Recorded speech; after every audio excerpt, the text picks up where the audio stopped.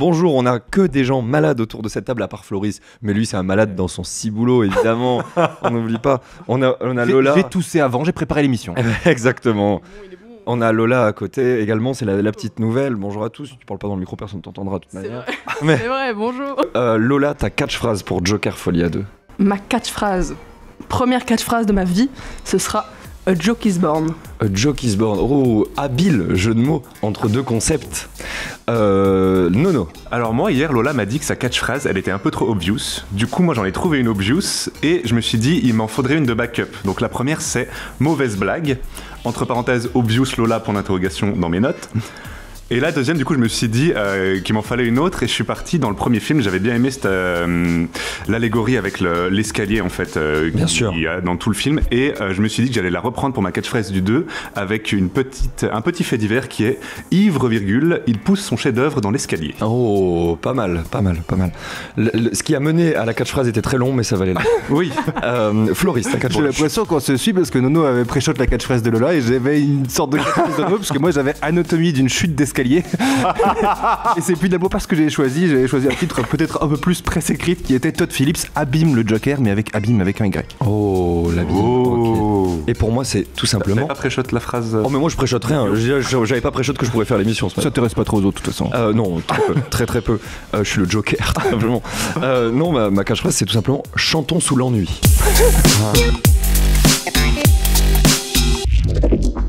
Alors, comme d'habitude, on démarre avec un petit peu de contexte. C'est la partie où je vais parler le plus et ensuite, chers auditeurs, vous serez tranquilles. On peut avancer de toute façon, non ? On peut avancer quoi ? La partie. Ah oui. Nous ici non, mais les gens peuvent avancer. Les vidéos sont chapitrées maintenant, en effet. Mais le contexte, c'est important pour aborder une œuvre et c'est pour ça que je voulais en parler. Et le premier film, je vous rappelle, c'est quand même un succès surprise. Il a dépassé le milliard alors que Warner n'avait absolument pas envie de faire le film. Le président de Warner avait même mis des bâtons dans les roues de Todd Phillips parce qu'il n'y croyait pas. Je vous rappelle, on était à l'époque du MCU, du DCEU aussi. RIP le DCEU, qui n'a jamais vraiment fonctionné d'ailleurs. Bref, pour eux la formule super-héros c'était surtout pas des films qui ne sont pas interconnectés et donc Joker c'était même une menace et le fait est que le film a fonctionné. Alors en plus Todd Phillips c'était pas un amoureux des drames puisque c'est quelqu'un qui revient de Very Bad Trip, c'était le réalisateur de Very Bad Trip, donc bon voilà, il a surpris tout le monde, certains le détestaient. Moi j'ai adoré le premier, c'était un 4,5 sur 5. Bon, il a globalement quand même fait assez l'unanimité pour lui. Oui, mais il y a des gens qui n'ont vraiment pas aimé le film en mode c'est trop obvious, la critique de la société, c'est trop edgy comme on dit dans le milieu, voilà. Mais c'est peut-être plus sauvé par l'interprétation. Enfin, personne ne dit que Joaquin Phoenix joue mal. Non, exactement. Mais déjà pas mal. Mais vous avez pensé quoi du premier d'ailleurs ? Rien, vraiment. Non, moi j'avais adoré le premier, vraiment, il est très bien le premier. En plus, pour un budget, somme toute oui, il est mineur. Beaucoup plus petit que celui du 2, le premier. Oui, ils ont fait x3, je crois. Je crois, ouais. Alors justement, je vais en parler juste après. 55 millions, c'était le budget du premier. 200 millions, c'est le budget de ce deuxième film. C'est assez incroyable de voir la différence. Lady Gaga coûte cher, je pensais vraiment. Alors, ça. En fait, la réalité... Cachet de bâtard. Sachez que, et j'ai fait ma petite enquête. Phoenix a pris un plus gros cachet encore. Exactement, un cachet d'aspirine, tout ça. Oh putain, ça va pas du tout, c'est la maladie, je suis désolé. Non, en gros, le budget, donc 200 millions, qui est expliqué par une hausse des salaires de Todd Phillips, le réalisateur, Lady Gaga, Joaquin Phoenix. À eux trois, ils ont coûté 66 millions du budget, donc leur plus salaire que à eux film a coûté plus cher à faire que tout le premier film. Pour rappel, Todd Phillips, il avait touché 4,5 millions pour faire le premier.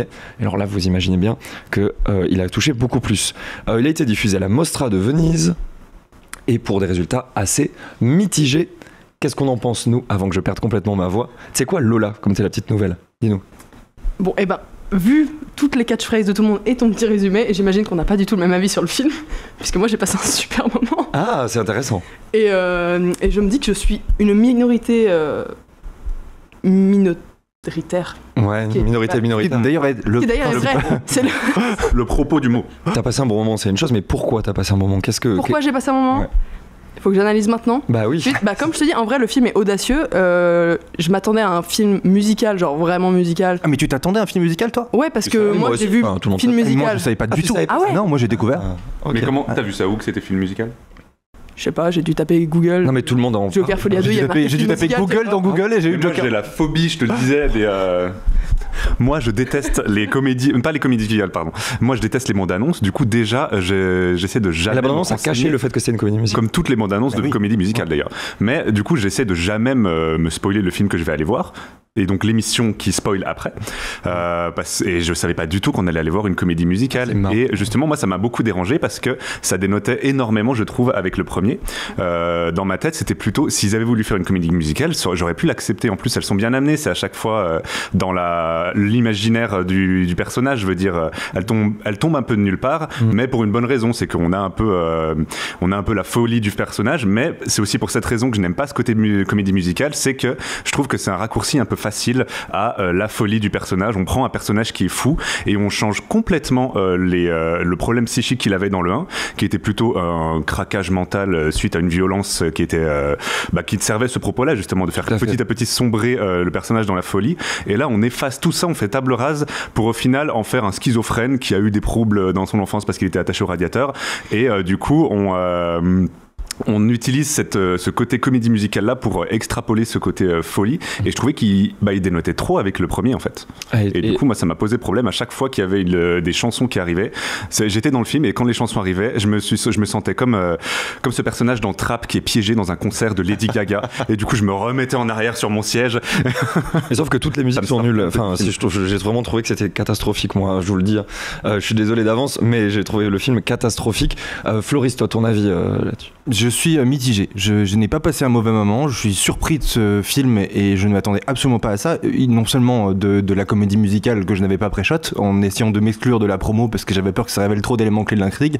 Néanmoins, ils ont en tout cas sciemment caché le fait que c'était une comédie musicale, mais il n'y a pas que ça. Ils ont aussi sciemment caché que ce n'est pas un film d'action et que c'est un film de procès. C'est là où je ne m'attendais pas du tout à ce que ce soit un film de procès. Ce qui est mon premier reproche à la production, c'est que je trouve qu'on frise quand même l'arnaque quand on communique notamment sur le succès du 1 et qui était déjà pas un grand film d'action, hein, pour le coup, c'est pas le cas, mais en tout cas, quand on fait présupposer aux gens que ça vaut le coup d'aller le voir en IMAX avec tous les suppléments qu'on connaît ou les prix de place qui sont exorbitants, ce n'est pas un bon film à aller voir en IMAX. On a fait, je pense, nous, cette erreur-là. Ça n'apporte pas grand-chose, d'autant plus que la moitié du film, voire les 3/4, ne sont pas tournés en IMAX, donc on n'a pas le bon rapport d'image. Enfin, pour le coup, il y a déjà quelque chose qui me dérange dans l'idée d'avoir voulu masquer quelque chose qui relève de l'évidence, puisque c'est l'intention première de ce film que d'être très surprenant et d'être un film de procès et une comédie musicale. Je te rejoins, je trouve que c'est pas de la bonne musique. Enfin, en tout cas, les morceaux sont pas agréables et c'est très mal intégré. Maintenant, est-ce que ça sert le propos du film ou pas ? Peut-être que oui. J'ai l'impression en fait que ce film fait essentiellement le jugement du 1 et c'est le procès du personnage du premier film. Alors je suis pas d'accord avec toi, je trouve que c'est pour le coup le même trouble.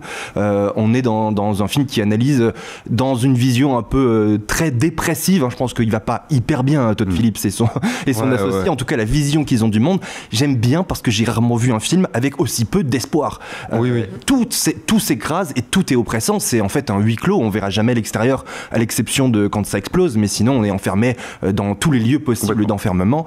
Et j'aime bien quand même le sentiment que j'ai reçu. Enfin, j'aime bien ce mauvais sentiment, parce qu'on peut pas dire qu'on soit en extase devant l'oppression, mais c'est un film qui met mal à l'aise d'un point où on n'a jamais vraiment été mal à l'aise. Il y a plein de films qui mettent mal à l'aise, mais celui-là, quelque part, il arrive aussi à trouver sa maladresse, y compris dans la comédie musicale, qui de premier abord n'apporte rien. Enfin, vraiment, je suis vraiment très partagé parce que déjà, une comédie musicale, je l'accepte quand ça permet à des personnages d'exprimer quelque chose qu'on ne peut pas comprendre autrement. Là, je trouve pas. Mais non, bien sûr. Je trouve que ça marche pas là-dessus, mais que ça marche quand même parce que ça me le fait apparaître tellement sans espoir, ce personnage et ces personnages par extension qui voudraient intégrer le Star System, cette Amérique rêvée, cette vision que la société, que la réussite et l'accès à la réussite n'est que par le public qu'on peut avoir, et c'est quand même son obsession au Joker de faire des jokes, etc.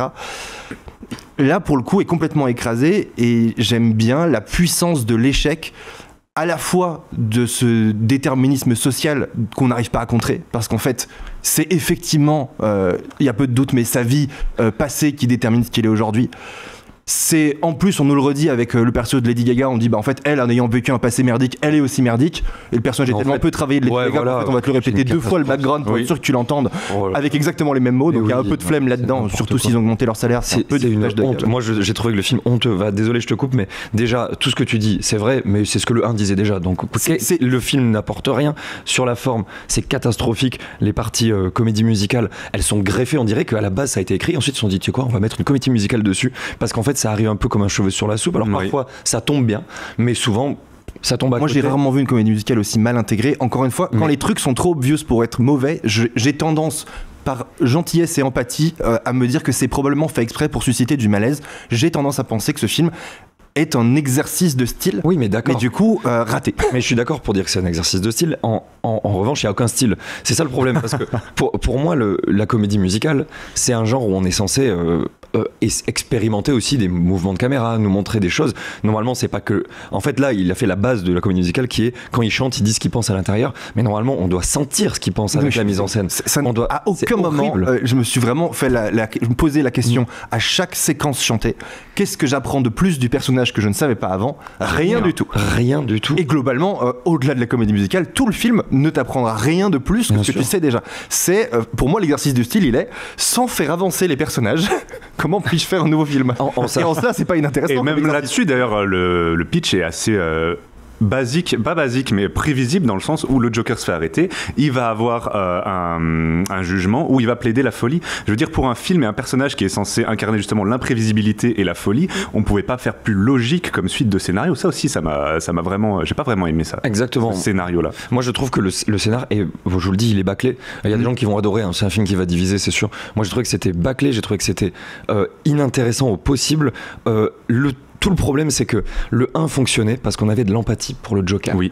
Et là, comme c'est un mauvais gars, tu dis oui, il a vraiment ce qu'il mérite. Du coup, voilà. Écoute, je suis pas d'accord. Je trouve qu'on est beaucoup plus empathique pour le Joker dans le 2, parce que j'ai l'impression qu'il se sent dépassé des événements. Il a fait un truc parce qu'il est complètement taré et que ça va pas.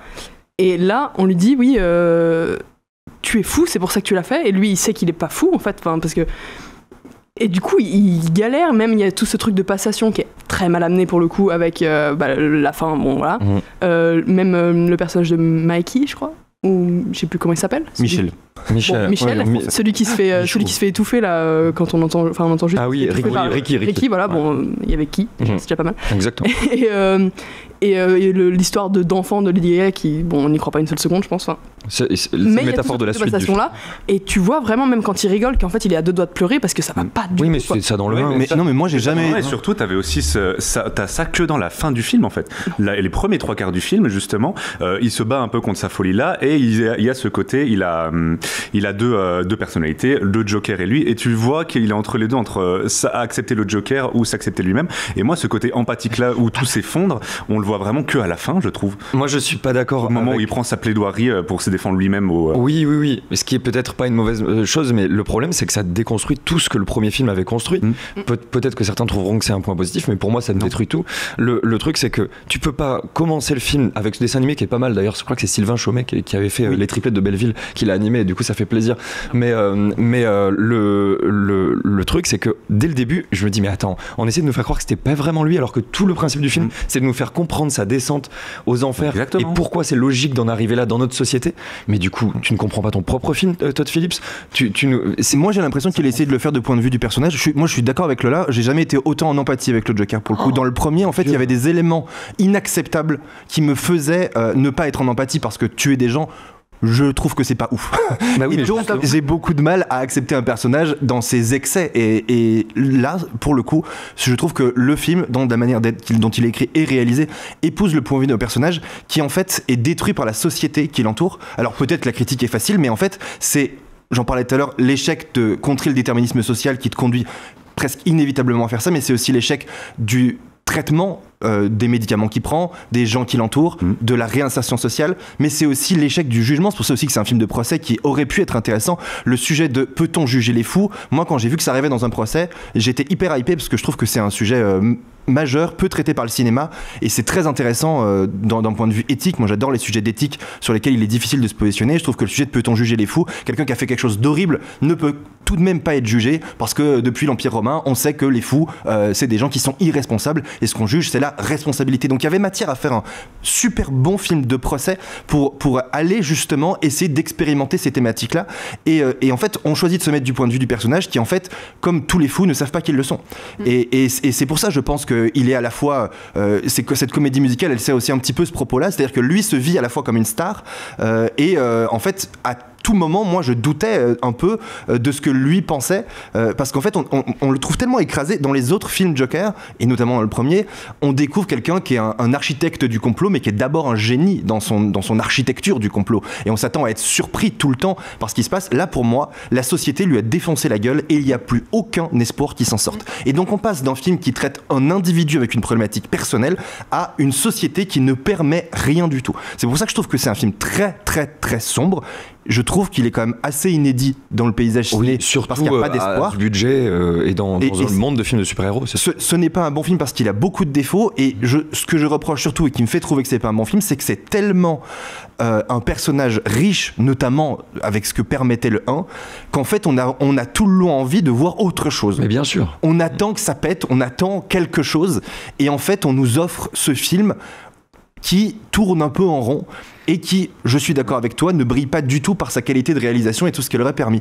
Donc c'est frustrant parce que les personnages sont très forts, les thématiques qu'ils peuvent porter sont très fortes, et en fait il en sort pas grand chose. En fait il y a un truc que je voulais parler depuis très très longtemps dans l'écriture de scénario, qui est quelque chose qui me passionne, et je trouve que ce film fait exactement ce qu'il faut pas faire. Il raconte son film comme un enfant raconterait un film, c'est-à-dire que il se passe ça, et puis il se passe ça, et puis il se passe ça, alors que normalement un bon film c'est il se passe ça, donc il se passe ça, donc il se passe ça. Sauf que là en fait c'est que des et puis.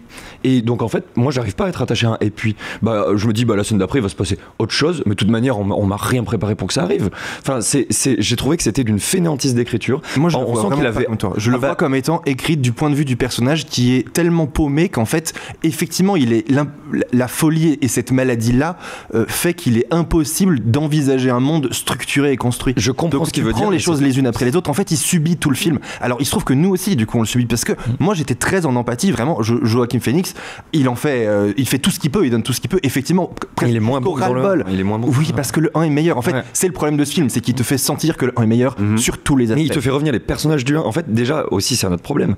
C'est un film qui ne se regarde pas tout seul. Même une suite, n'importe quelle suite. Tu prends The Dark Knight, il se regarde tout seul. Tu prends Rises, il se regarde tout seul. Tu prends n'importe quelle, là je parle des Batman, mais n'importe quelle suite, une bonne suite doit pouvoir être indépendante aussi.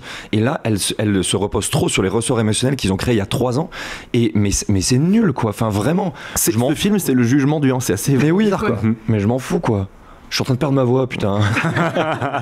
Qu'est-ce que vous avez à rajouter? Par exemple, la technique, peut-être un peu. Des lumières, tout ça, Lola. Non, mais en technique, globalement, c'est aussi l'échec le 1. Ils se font vraiment chier. On sent qu'ils cherchent chaque plan. Il faut que ce soit un beau plan. Moi, ça me fait plaisir. J'ai l'impression qu'on me fait une petite branlette des yeux, c'est un plaisir. Mais non, franchement, c'est trop bien. Enfin, d'avoir des films à si gros budget qui se concentrent autant sur la technique, c'est trop cool. Après, effectivement, comme tu dis, il y a le scénar qui pêche vraiment. Mais je suis plus d'accord avec Floris, effectivement, d'empathie et de... T'es en mode... En fait, il sait plus ce qu'il arrive, c'est-à-dire qu'on lui dit tu vas là, il va là, et du coup tu vas là avec lui en fait. En fait, le film essaye de raconter est-ce qu'il est malade ou est-ce qu'il se joue de la société, et en fait plus le film avance, plus il ne fait absolument aucun doute qu'il est très malade, et c'est l'échec de la société à juger ces malades aussi et à les soigner, parce qu'en fait le résultat, le verdict du procès, c'est qu'il est coupable. Dans n'importe quelle démocratie, non, il est pas coupable, il est déclaré irresponsable, c'est quelqu'un qui est clairement fou, qui est d'ailleurs traité qui prend sa défense et qui vrille complètement et qui devient complètement fou. Ça ne fait aucun doute. Du coup ce procès, moi à un moment vraiment, mais comme le personnage de Lady Gaga, en réalité il pourrait être que dans sa tête. Mais c'est juste qu'il flingue un peu ça, parce qu'elle a qu'une seule interaction avec un autre personnage qui est l'avocate, ce qui flingue un peu la théorie de elle n'existe pas. Alors on sait pas trop pourquoi. Mais c'est un peu con. C'est con de ouf. Mais parce le film il y aurait pas ça, on se dit que Lady Gaga n'existe pas. Parce qu'en fait elle interagit jamais. Ce film est oppressant, c'est une mise en abîme de mise en abîme. Il se voit lui-même au procès, regardé par des gens, jugé par des gens à la télévision, et on lui parle d'une série dans laquelle il est, et dans cette série elle-même on s'interroge tout le long de est-ce que c'est une bonne série ou une mauvaise. Oui, donc ce film, il y a plein d'interrogations, il y a plein de trucs qui pourraient en faire les éléments d'un chef-d'œuvre, mais il aurait fallu qu'il soit transcendé par une réal qui avait cette ambition-là. Ah, mais là, Et en fait, il y a trop de défauts. Et puis le fait qu'elle n'existe pas, c'est un ressort scénaristique qu'ils avaient déjà utilisé dans le 1 justement, avec sa voisine qui était sa copine mais qui n'était pas sa copine. Le personnage de Zazie. Pareil, c'est un truc qu'ils ont déjà fait dans le 1 qu'ils pouvaient pas vraiment reprendre dans le 2. En fait, on en est presque à se poser la question de est-ce que ce procès existe ? Parce qu'en fait, ce procès n'a pas lieu d'être. Son verdict n'a pas lieu d'être. Le dénouement de ce procès ne peut être autre que l'explosion en réalité. Mais oui, en fait, on est tellement enfermé, surenfermé par des gens, des trucs, des couches, que il ne peut y avoir que ça comme sortie. Et même le monde extérieur de ses fans, en fait, on n'y croit pas vraiment. Ouais. Donc pour moi, c'est sa thérapie, c'est la mise en image de sa thérapie. Il y a les clés pour faire un truc bien. Oui, mais je suis d'accord. Mais moi, je pense que c'est comme Megalopolis, on le dit pas avec les mêmes mots, mais on est quand même plutôt d'accord. Moi, je trouve qu'il y avait en effet les racines de quelque chose de bien. Le problème, c'est que le jardinier, c'est un ado edgy de 12 ans. Et dans le premier, je trouve que c'était pas le cas. Mais là, c'est juste, il croit écrire des trucs profonds et c'est ridicule. C'est ce que n'importe qui écrirait à sa place. Je trouvais vraiment que c'était en fait, heureusement qu'il a Joaquin Phoenix et Lady Gaga, qui, en fait, ce film, il est frustrant tout le temps parce que avec des acteurs géniaux comme ça, Lady Gaga, premier plan que tu la vois, tu te dis waouh, elle va lui prendre la vedette. Ouais. En fait, lui, il se tape 20 minutes de film où il parle pas. Il réussit la prouesse qu'on soit quand même accroché parce que sa douleur a l'air sincère et réelle, et c'est quand même, pour le coup, c'est comme le rôle de sa vie. J'ai l'impression que Joaquin Phoenix, vraiment, il l'incarne, on le suit et on y croit. Et il croise le regard de Lady Gaga et on se dit qu'il y a un potentiel émotionnel tellement fort chez elle qu'elle va pouvoir créer un film génial. Et en fait, non. Le personnage n'est pas écrit. Alors, donc en fait, il est juste chanté, mal chanté. J'ai une théorie. J'ai une théorie sur le personnage de Lady Gaga, c'est que elle avait juste 2 jours de tournage. Elle a beaucoup plus tourné que ça. Il y a des séquences entières qui ont été coupées du film, notamment des séquences qui ont l'air incroyables de sortie du tribunal qu'il y avait dans la bande-annonce. Ah oui, je les ai vues. J'avais très très hâte. Et en fait, bizarrement, on dirait que son rôle a été coupé énormément du produit fini. Et je me demande, est-ce qu'elle n'était pas satisfaite du résultat et elle a demandé d'être réduite ? Qu'est-ce qui s'est passé ? Je sais pas, mais ou est-ce qu'ils lui ont fait une Madame Web en lui promettant un truc avec plus d'images pour au final donner un résultat final où elle n'était pas. Mais ça n'aurait pas d'intérêt. En fait, dans tous les cas, je suis d'accord avec toi, il y a un truc louche là. Il y a un truc bizarre. En fait, on peut pas dire ils ont pas pris Lady Gaga parce qu'elle chante bien. Je veux dire, c'est au-delà de quelqu'un qui chante bien. Oui, c'est déjà le fait en plus qu'elle chante bien, ça sert pas le film parce que ça montre que tout le monde chante mal à côté. Oui. Donc déjà, en fait, lui, il est censé prendre le dessus puis il le prend pas. Alors, moi, j'aime bien les gens. Je vous le disais à l'émission d'Emilia Pérez, j'aime bien les gens qui chantent mal et qui essayent de chanter et qui font en sorte de chanter parce qu'il y a une émotion qui transparaît. Il y a quelques petits moments réussis, genre la scène au téléphone, etc. Elle marche à peu près, mais pareil, comédie musicale, flemme de la flemme, c'est que des reprises. Il n'y a pas de bande originale. Non, mais je trouve pour le coup ça dessert le truc parce que Lady Gaga elle est trop brillante et en fait t'as l'impression qu'elle est tout le long inexploitée, donc ça rajoute à la frustration de ce perso, qui est complètement oublié. Je ne comprends pas. Est-ce qu'on passerait pas au plus et au moins, les amis ? Ça va faire une demi-heure qu'on enregistre. Lola, t'es plus d'abord dans le micro, bien sûr. Dans le micro, les plus, bon, c'est dommage, mais l'esthétique me plaît énormément. Revoilà un. Mais j'ai revu le 1 en plus avant, et effectivement, bon, les disparités, tu sens qu'il essaye de le critiquer et en même temps il reprend tous les codes qu'il avait établis dans le 1. Donc il y a une merdouille là-dedans, mais je sais pas trop ce qu'ils ont foutu à l'écriture. Sinon, moi j'ai bien aimé quand même tout ce qui est empathique et tout, le jeu est excellent. Après, en termes de points forts autres que ça. Et pourtant, t'as passé un bon moment. Oui, mais je pense que globalement, ils m'ont eu avec l'empathie. J'ai dit, est-ce que t'es en train de baisser ta note au fur et à mesure de l'émission ? Oui. C'est horrible. Ils m'ont convaincu. Non, prends le mic, comme disent les jeunes, bien sûr. Je vais faire un peu une redite de Lola, parce que moi, c'est les 2 choses que j'ai marquées. C'est le jeu d'acteur que j'ai vraiment adoré. Comme vous disiez, Joaquin Phoenix, je l'ai trouvé vraiment, vraiment bien. Il est incroyable dans ce film-là. Et Lady Gaga aussi, même si c'est assez facile et on la voit que chanter, les moments où on la voyait pas chanter, je la trouvais vraiment incroyable. Et l'esthétique sombre aussi qu'on retrouve dans le 1, ça m'a fait un petit côté petite Madeleine de Proust du Joker, où vraiment ça m'a mis en confort quand même si j'ai pas vraiment passé un super moment pendant ce film-là. À chaque fois, je voyais que les plans étaient quand même bien travaillés, c'était sombre, c'était un peu comme si on était dans sa tête en fait, et j'ai vraiment aimé ce côté-là. Ok, très bien. En plus, Floris. Je pense le fait que j'ai ressenti une vraie émotion de malaise qui fait que si le film était complètement raté, je l'aurais trouvé juste ridicule de bout en bout et je n'aurais rien ressenti. Je ne peux pas dire que ce film ne m'ait fait rien ressentir. J'ai passé un bon moment ciné parce que j'ai passé un mauvais moment, et je trouve qu'en ça reste un film du coup qui est réalisé, qui a un propos, qui a plein de défauts, mais qui a quand même quelque chose qui en sort par le travail de tout le monde et notamment de ses acteurs. Et moi, pour le plus, j'ai juste mis la lumière, c'est tout. Vraiment, oui, ils avaient du matos, c'est bien. Bravo à tous, surtout Michel à la lumière. Ils avaient du matos et ils l'ont bien exploité. Exactement. Parce qu'ils auraient pu faire une grosse bouse. Ah, mais on fait ça tous les jours, on a du oui, matos. voilà, globalement, on a du matos. Et du coup, et d'ailleurs, on va parler des moins, puisque tu dis que ça pourrait être moins bien. Qu'est-ce qui pourrait être pire ? Bah, les moins, c'est globalement le scénar, parce qu'il essaye, comme tu dis, de critiquer le premier, en se détachant totalement, en essayant d'être audacieux, faire une comédie musicale, faire un film de procès, comme tu disais, qu'on n'attend pas, et globalement, il prend les gens, il dit « Vous avez vu le 1 ? C'est pas du tout ça, mais allez voir le 2 quand même ». Et enfin, il le dit pas, mais c'est ce qu'on constate. Du coup, ouais, le scénar, franchement, s'il y avait pas tout ce truc de jeu et d'esthétique, ça marche pas. Ouais. Le scénar, c'est le point faible. Nono, pour toi. Ouais, il y a aussi le scénar, il y a aussi ce côté comédie musicale, du coup, que j'aurais pu accepter s'il avait déjà été dans le 1, mais moi, ça faisait vraiment un gros décalage, et j'ai pas aimé ça dans le 2. Et aussi le côté, que j'en reparlerai après dans ma note, mais le côté suite qui est pas nécessaire, en fait, quand tu réussis un chef-d'œuvre qui n'avait, en plus, ils avaient dit aux interviews qu'il n'était pas prévu de faire une fin, mais pour des raisons de succès et de moulaga, ils se sont dit, tu sais quoi, on va peut-être faire un 2. Et ça aussi, pour le coup, c'est un gros moins pour moi de faire un film qui n'était pour moi pas du tout nécessaire. Moi, j'ai l'impression que Todd Phillips, de toute manière, il avait pas vraiment envie de faire cette suite. Enfin, pas à ce point-là. Le premier, il sortait de son cœur. Celui-là, il sort de ses producteurs. Il a dit lui-même, d'ailleurs, ça a été très amusant de jouer dans cette sorte de bac à sable pour ces deux films. Mais je pense que nous avons raconté tout ce que nous voulions raconter dans ce monde. Ce qui veut dire qu'ils avaient déjà tout raconté avec le 1. En moins, Floris. C'est pas une excuse, il aurait pu faire un bon film quand même quand t'as cette puissance de personnage et d'interprétation. C'est justement, ça participe au moins et à la déception que peut être ce film, qui aurait pu être quelque chose de brillant entre Anatomie d'une chute sur la difficulté de juger les gens, et y compris les fous, mais déjà de juger les gens. Et c'est vrai qu'en voyant ce film de procès là, on se rend compte à quel point Anatomie d'une chute est brillant. Oui, bien sûr. C'est très dur de faire prendre j'en ai pleuré tellement c'était bien le script. Et ça aurait pu être aussi une sorte de The Father-like avec Anthony Florence Zeller, qui est un film brillant qui montre du point de vue aussi du personnage comment le monde peut s'embrouiller quand on est confus. Et ce film essaye, à la prétention en fait d'être peut-être entre ces deux films là, sans vraiment prendre deux parties, tout en y rajoutant plein de surcouches inutiles, et ça rajoute encore et encore à la frustration. J'ai l'impression qu'en fait le problème principal est que encore une fois la prod dit ils ont fait 1 milliard avec le premier alors qu'on n'y croyait pas. Cette fois-ci on va de nouveau arrêter de les juger, on va leur faire confiance à 100%, ils vont nous sortir forcément quelque chose de brillant. C'est un peu le syndrome éternel de l'artiste qui a trop bien réussi, qui ne se remet plus en cause et qui pense que tout ce qui touche est de l'or. Vraisemblablement ce n'est pas de l'or ici, et même pas du bronze. Loin de là. Et moi pour mes moins, type de bronze. C'est les 3 trucs qu'il a ratés, c'est les 3 trucs qu'il faut pour réussir normalement une bonne comédie musicale. Donc ils ont raté le scénar, les musiques et la mise en scène. Du coup il reste pas grand chose, et même l'interprétation, je trouve qu'elle est vraiment en dessous. On dirait qu'elle est caricaturale. Même Joaquin Phoenix, il est très bon, mais il est très bon, je veux dire, tu le fais lire l'annuaire, il est bon. Là il a pas autant bossé. Il reprend il se remet dans le même costume, et je pense que sans avoir trop travaillé, il sait faire ce qu'il savait déjà faire avant. Du coup ça m'ennuie un peu. Du coup on va passer aux notes. Lola, ta note? On peut avoir la note initialement prévue et la nouvelle. Oui, s'il vous plaît. Je dirais que ma note prévue était 4. Oh. Ouais, parce que vraiment, ils m'ont eu avec... moi, et maintenant, c'est 4 sur 20. Mais non, mais globalement, tu me mets un personnage qui chiale, moi je chiale, enfin ça me va, tu vois. Et, mais tu chiales bien quand même, je trouve.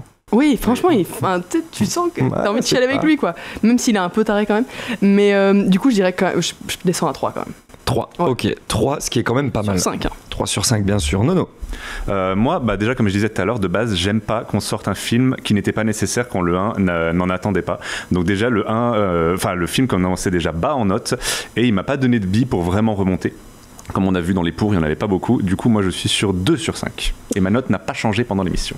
Floris. Moi, je suis à 2,5. Je trouve que c'est un film qui avait plein de promesses, qui les a pas tenues, mais néanmoins qui reste assez unique. Je trouve que c'est un film à voir. Je me suis pas emmerdé, ou en tout cas très très peu. Et je me suis posé plein de questions parce que la forme, elle est tellement déstructurée et tellement surprenante que je me suis posé vraiment plein de questions auxquelles je n'ai pas forcément encore les réponses. Et ça m'a fait passer un moment de cinéma que je n'avais pas vraiment expérimenté avant. Donc pour l'expérience, 2,5. Et pour moi, je serais plutôt du côté de Nono. Il faut savoir que je suis sorti du film dans ma tête, c'était un 1 sur 5. Oh, damn. Et je me suis dit quand même, le prix de la place IMAX, dans ma psychologiquement, je peux pas me dire que j'ai payé autant pour un 1 sur 5. Donc c'est 2 sur 5, très généreux. Pour ma part, je regarderai avec plaisir le premier. Et cette suite, je la reverrai peut-être un jour pour essayer de changer d'avis. Mais pour l'instant, pour moi, c'est un grand non. Merci beaucoup d'avoir participé à cette émission. Merci Lola pour ta première. Et merci à vous. N'hésitez pas à vous moquer de ma voix dans les commentaires, à nous donner aussi votre avis sur ce film. J'espère des débats enflammés dans les commentaires. On est toujours là pour vous répondre. Abonnez-vous. Généralement, c'est ta maman qui commente. C'est ma maman qu'on embrasse, évidemment. Je sais qu'elle nous regarde de là où elle est. Et tout va bien, c'est dans le sud de la France. Donc voilà, tout va bien. On y répondra. Ouais. Allez, à très très bientôt. Ciao, ciao.